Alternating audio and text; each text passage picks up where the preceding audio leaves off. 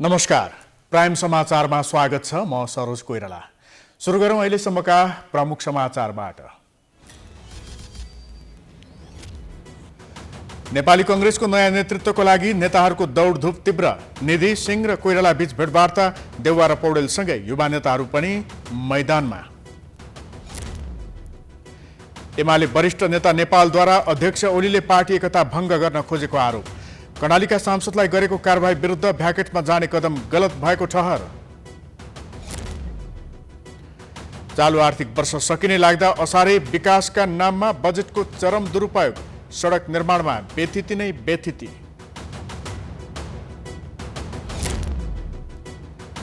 विश्वव्यापी साझेदारी योजना मार्फत गरिब देशहरूलाई खोप उपलब्ध गराउन पर्याप्त खुराक नभएको विश्व स्वास्थ्य संगठनको भनाइ। अफ्रिकी मुलुकहरूको स्थिति झन खराब।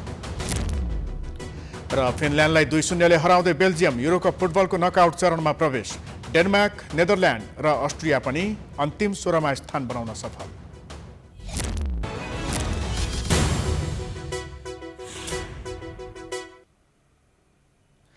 अब समाचार विस्तारमा।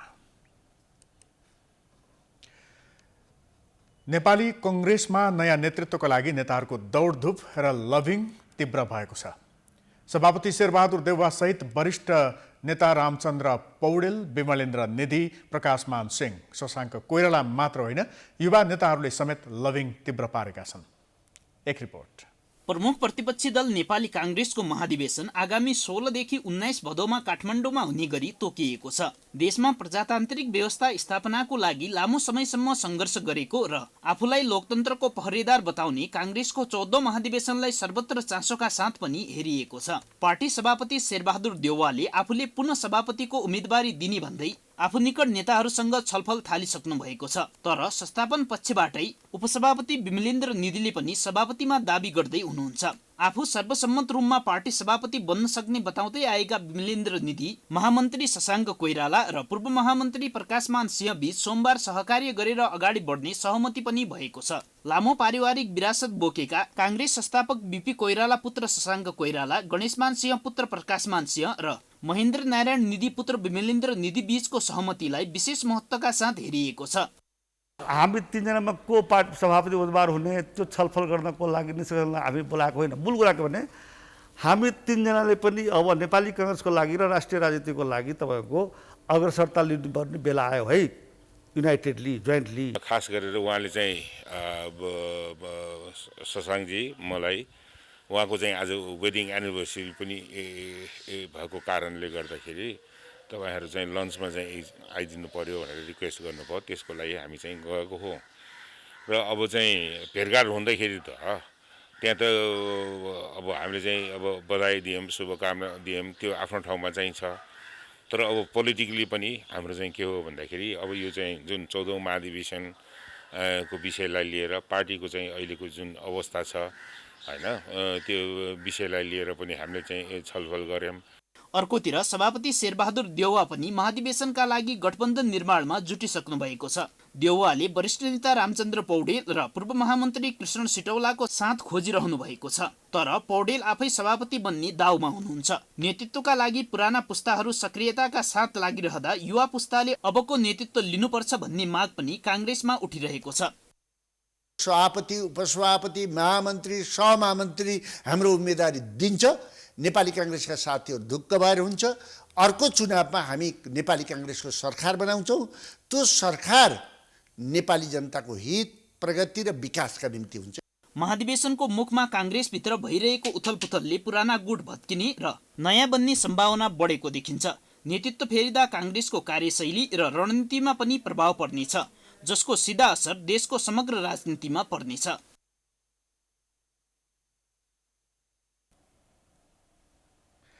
नेकपा एमालेका वरिष्ठ नेता माधव कुमार नेपालले अध्यक्ष केपी ओलीले एकताको प्रयासलाई भङ्ग गर्न खोजेको आरोप लगाउनु भएको छ।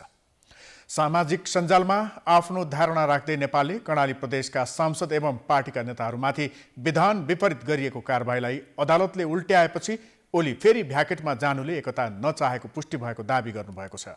नेपालले भ्याकेटमा जाने निर्णयबाट पार्टीलाई एकता भङ्ग गर्ने दिशामा लग्न खोजिएको प्रष्ट बुझिएको उल्लेख गर्नुभएको छ। नेपालले आफूहरूले एकता बचाउन गरेको प्रयासलाई कमजोरीको रूपमा नलिन चेतावनी पनि दिनुभएको छ।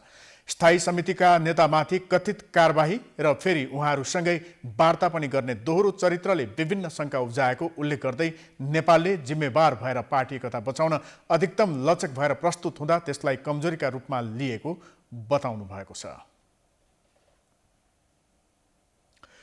प्रतिनिधि सभा विघटन विरुद्धका रिट उप बुधबारदेखि संवैधानिक इजलासमा नियमित सुनवाई हुँदैछ। सर्वोच्च अदालतले 10 असारभित्रै बहस नोट पेश गर्न दुवै पक्षलाई गत 26 जेठमै भनिसकेको छ। अहिले दुवै पक्ष बहस नोटको तयारीमा जुटेका छन्। एक रिपोर्ट। सरकारको सिफारिसमा जेठ 8 गते प्रतिनिधि सभा विघटन भएपछि त्यसलाई असंवैधानिक भन्दै सर्वोच्च अदालतमा 30वटा मुद्दा परेको थियो। तीमध्ये विपक्षी गठबन्धनका तर्फबाट नेपाली कांग्रेसका सभापति शेरबहादुर देउवाले दायर गरेको मुद्दामा आगामी बुधबारदेखि निरन्तर सुनवाई हुँदैछ। अदालतले उक्त मुद्दाको बहस नोट बुझाउन असार 10 गतेसम्मको समय दिएको छ। सोही अनुसार निवेदक र विपक्षी दुवै पक्षका अधिवक्ताहरू अहिले बहस नोटलाई अन्तिम रूप दिने तयारीमा जुटेका छन्। यता विपक्षीका तर्फबाट सरकारी वकिल सहित महान्यायाधिवक्ता कार्यालयका 4 जना, नायब महान्यायाधिवक्ता र महान्यायाधिवक्ताको बहस गर्ने तयारीका साथ बहस नोटलाई अन्तिम रूप दिने काम भइरहेको छ। प्रतिनिधि सभा विघटन संवैधानिक हो भनेर पुष्टि गर्नका लागि महान्यायाधिवक्ता कार्यालयले बहस नोट लेखिरहेको छ। सरकारले गरेका कुराहरू र अहिलेको सन्दर्भभन्दा सम्मान्य राष्ट्रपतिज्यू र सम्मान्य प्रधानमन्त्रीज्यूबाट भएको निर्णय या सिफारिसको सम्बन्धमा चाहिँ संविधान बमोजिम यी कुराहरू भएका हुन् भन्ने नै हाम्रो चाहिँ आर्गुमेन्ट हुन्छ र त्यसलाई जस्टिफाई गर्ने हिसाबले हामीले चाहिँ अरू चाहिँ लिटरेचरहरूको माध्यमबाट पनि त्यसलाई सपोर्ट गर्ने प्रयास गर्छौँ। नोट चाहिँ 10 गतेसम्म पेश गर्ने भनेको छ असारको। हामी त्यही अनुसारको तयारी गर्दैछौँ। त्यसको प्रारम्भिक मस्यौदा तयार भइसकेको छ। हामी भोलि त्यसको चाहिँ बैठक बस्दैछौँ। मिटिङ बसेर त्यसलाई परिमार्जन गरेर हामी त्यो अदालतको आदेशअनुसारको समयभित्र सर्वोच्च अदालतमा पेश गर्छौँ। निवेदक पक्षले पनि बहस नोट तयार गरिरहेका छन्। सुरुमा बहस गर्न भनी 12 घण्टा तोकिएकोले त्यसभित्रै नै टुङ्ग्याइसक्ने गरी तयारी भइरहेको निवेदक पक्षले पनि बहस नोट तयार गरिरहेका छन्। सुरुमा बहस गर्न भनी 12 घण्टा तोकिएकोले त्यसभित्र नै टुङ्ग्याइसक्ने गरी तयारी भइरहेको निवेदक पक्षका वकिलमध्ये एक गोविन्द शर्मा बन्दीले बताउनुभयो। बन्दीले 100 भन्दा बढीले नाम दिइसक्नु भएको र 200 हाराहारी पुग्न सक्ने भएकाले आफूहरू छलफलमा रहेको बताउनुभयो। सर्वोच्च अदालतले प्रतिनिधि सभा विघटनको मुद्दालाई धेरै व्यवस्थित ढङ्गले अगाडि बढाउने गरी आदेश गरेको कुरा यसलाई थाहा छँदैछ। हामीलाई चाहिँ 15 घण्टाको समय दिएकोमा चाहिँ पहिला हामीले 12 घण्टा मात्रै प्रयोग गर्छौँ। सुरुको ओपनिङमा चाहिँ हामी 12 घण्टा प्रयोग गर्छौँ र पछि 3 घण्टा हाम्रो समय चाहिँ हामी जवाफ दिन्छौँ। अहिले हामी बहस नोट लगभग अन्तिम अवस्थामा पुगेका छौँ हैन। त्यो बहस नोटको चाहिँ अब सकेर साथीहरूले त्यसमा रिभ्यू गर्दै हुनुहुन्छ हैन। त्यो बहस नोट चाहिँ रिभ्यू भएर हामी भोलिसम्म बहस नोट चाहिँ तयारी गरिसक्छौँ भन्ने लाग्छ है। सर्वोच्चले दुवै पक्षलाई बहसको समय तोकिदिएको थियो। निवेदक र विपक्षी दुवैलाई 15-15 घण्टा तथा एमिकस क्युरीका 4 सदस्यलाई 30-30 मिनटको समय तोकिएको छ। समयमै रिटहरू माथिको बहस सक्नलाई समय निर्धारण गरिएको र विपक्षी बनाइएको राष्ट्रपति कार्यालय र प्रधानमन्त्री कार्यालयबाट पत्र समेत प्राप्त भइसकेकोले बहस अघि बढाउन सहज हुने सर्वोच्च अदालतका प्रवक्ता भद्रकाली पोखरेलले बताउनुभयो। साल जेठ 26 गते विपक्षीहरूका नाममा कारण देखाउ आदेशसहित इजलासको समय र बहस व्यवस्थापनका सन्दर्भमा विभिन्न आदेशहरू जारी भएको थियो र उक्त आदेश कार्यान्वयन गर्ने सन्दर्भमा जुन आदेशमा दिएको समयभित्रै सबै विपक्षीहरूबाट लिखित जवाब प्राप्त भइसकेको अवस्था छ। त्यसै गरी प्रतिनिधि सभा विघटन सम्बन्धमा भएका निर्णयहरूका सम्बन्धी कागजातहरू सम्बन्धित निकायबाट मगाउनु भन्ने जुन आदेश भएको थियो उक्त आदेशअनुसार प्रधानमन्त्री तथा मन्त्री परिषदको कार्यालय तथा राष्ट्रपतिको कार्यालयबाट उक्त विषयसँग सम्बन्धित निर्णयसँग संलग्न कागजातहरू पनि प्राप्त भइसकेको छ।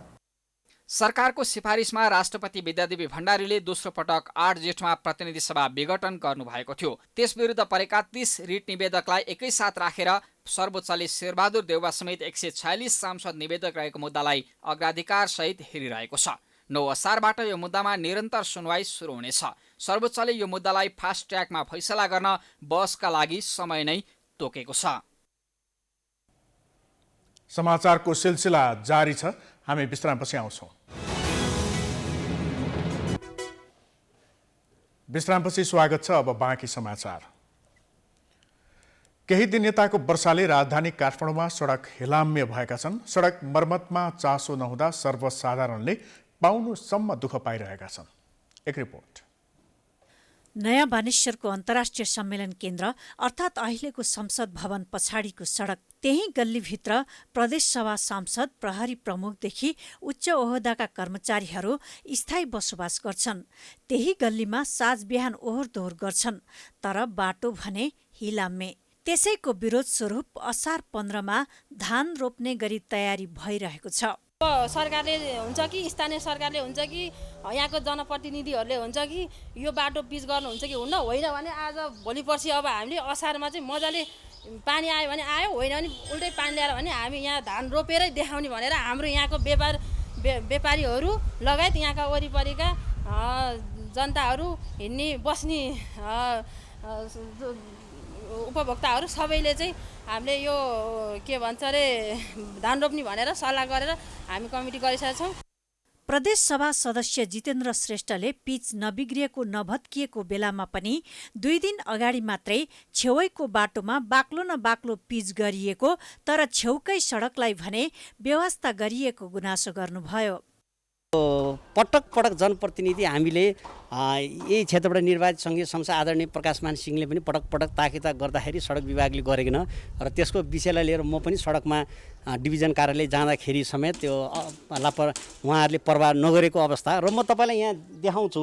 अहिले असारे बजेट सिद्ध्याउनलाई सरकारले भट्टाभट अहिले राजधानीका चाहिँ सडकहरूमा कालोपत्रीको चाङ लगाएर बसिरहेको। यद्यपि त्यो सडकहरू अहिले जति पनि यहीँ अगाडिको सडक तपाईँले हेर्नुभयो भने त्यो चाहिँ जबरजस्त पिच गरिएको छ र त्यो सिद्ध्याउन गर्नै नपर्ने ठाउँमा पिच गर्ने, तर गर्नुपर्ने ठाउँमा चाहिँ ग्राभेल पनि नबिछ्याउने गरिएको आरोप लागेको छ। विगत 4 वर्षदेखि म यही ठाउँमा चाहिँ व्यवसाय गर्दैछु। यहाँ मैले देखेको समस्या चाहिँ भनौँ न चाहिँ सबैतिर चाहिँ अहिले गाउँ दूरदराजमा चाहिँ पिच भइसक्यो। यो त एकदमै गाह्रो भइरहेछ म्याम। झन् हामी जस्तो चिकित्सकहरू यो कोभिडको बेलामा ओहोरदोहोर गरिराख्नुपर्ने, बाटोको हालत यस्तो छ देखिराख्नु भएको छ। अब हामी त झन् गाडीमा हिँड्छौँ, अलिकति थाहा पाउँदैनौँ। झन् बाटोमा हिँड्ने बटुवाहरूलाई त यो हिलोले कति समस्या गरे होला। बानेश्वरको एकता मार्ग जनसहयोगी मार्गको सडक खाल्टो परिसके पनि सडक बनाउने स्थानीय निकायको ध्यान भने 6 महिनामा हिलाम्य सडकसँग जोडिएको पिच बाटोमा नै पर्ने गर्छ। मुखैको सडक पिच गरिएको चिल्लो बनाइए पनि छेउैको सडक हिलाम्य हुँदा पिच पनि फोहोर हुने गरेको स्थानीयले बताए। पनि सफा हुन्छ होइन, मेन रोडमा चाहिँ पिच गर्ने, गलीमा चाहिँ त्यतिकै जाने, यहाँबाट गाडी कुद्छ सबै हिलो हुन्छ, अनि हावा हुरी आउँदा नि सबै त तपाईँको पसलै त्यसै पनि धुवा धुलो। कमसेकम भित्र चाहिँ पहिले चाहिँ गर्न पर्यो कि पिचहरू चाहिँ नि। अब यो त तपाईँको यो पिच गर्नुपर्ने स्थिति नै थिएन त्यहाँ, त्यसै पनि त्यो पिच त छँदै थियो, न भत्केको न केही उक्केको न केही गरेको। यहाँ असारको बजेट सक्नलाई खत्तम पिचमाथि पिच, अनि कस्तो हो त यो विडम्बना होइन। एकै स्थानका सडक कुनै बन्दा र कुनै वर्षौंदेखि बेहाल बनेर सर्वसाधारणले हिँडडुल गर्नुपर्दा शास्ति भोग्नु परिरहेको छ। ओहोर दोहोर गर्न समस्यादेखि सवारी साधन दुर्घटनामा पर्ने र हिलो छ्यापिने, बाछिटा आउने जस्ता समस्या हुने गरेका छन्। यसतर्फ सम्बन्धित निकायको ध्यान जाओस्। समाचारको सिलसिला जारी छ, हामी विश्रामपछि आउँछौँ। बाँकी समाचारको साथमा विश्रामपछि स्वागत छ। अब अन्तर्राष्ट्रिय समाचार।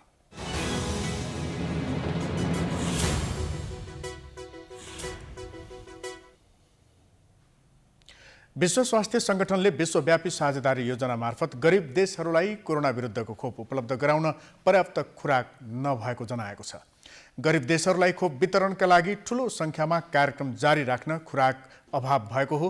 संगठनका वरिष्ठ सल्लाहकार डाक्टर ब्रुस एलवर्डले हालसम्म 131 देशमा कोभ्याक्स कार्यक्रम जारी राखेको जानकारी दिए।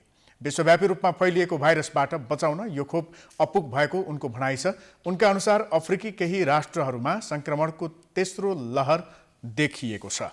दक्षिण अफ्रिकी राष्ट्रपति सिरिल रामाफोसाले धनी देशहरूलाई खोप उपलब्ध गराउन पुनः माग गरेका छन्। अब खेलकुद समाचार।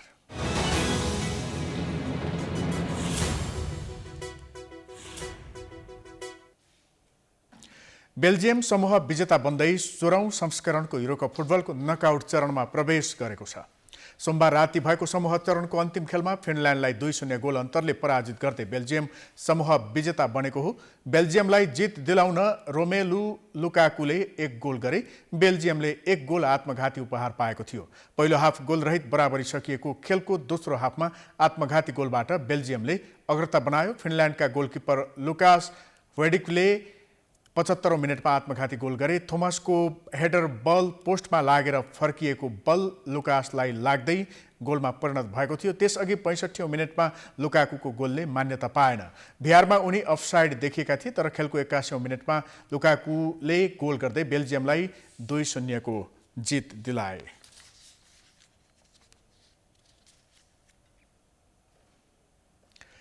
डेनमार्क 16औं संस्करणको युरोकप फुटबलको नकआउट चरणमा प्रवेश गरेको छ।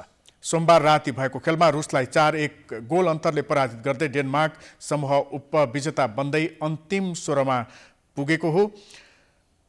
59औं मिनेटमा पाउल सेनले गोल गर्दै डेनमार्कको अग्रता 2-0 बनाएका थिए। 70औं मिनेटमा आटमले पेनाल्टीमा गोल गर्दै रुसलाई 2-1 को स्थितिमा ल्याए।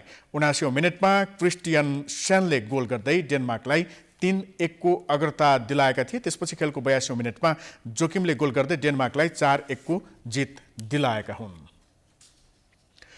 नेदरल्यान्ड समूह विजेता युरोकप फुटबलको नकआउट प्रवेश गरेको छ। सोमबार राति भएको समूह चरणको अन्तिम खेलमा नर्थ म्यासेडोनियालाई 3-0 गोलले पराजित गर्दै नेदरल्यान्ड्स समूह विजेता बनेको हो।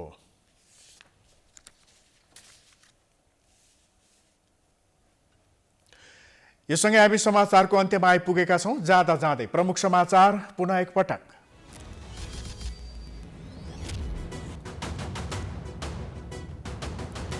नेपाली कांग्रेसको नयाँ नेतृत्वका लागि नेताहरूको दौडधुप तीव्र। निधि सिंह र कोइराला बीच भेटवार्ता। देउवा र पौडेलसँगै युवा नेताहरूमा पनि मैदानमा। एमाले वरिष्ठ नेता नेपालद्वारा अध्यक्ष ओलीले पार्टी एकता भङ्ग गर्न खोजेको आरोप। कर्णालीका सांसदलाई गरेको कारबाही विरुद्ध भ्याकेटमा जाने कदम गलत भएको ठहर। चालु आर्थिक वर्ष सकिने लाग्दा असारे विकासका नाममा बजेटको चरम दुरुपयोग। सडक निर्माणमा व्यथिति नै व्यथिति। विश्वव्यापी साझेदारी योजना मार्फत गरिब देशहरूलाई खोप उपलब्ध गराउन पर्याप्त खुराक नभएको विश्व स्वास्थ्य संगठनको भनाई। अफ्रिकी मुलुकहरूको स्थिति झन खराब।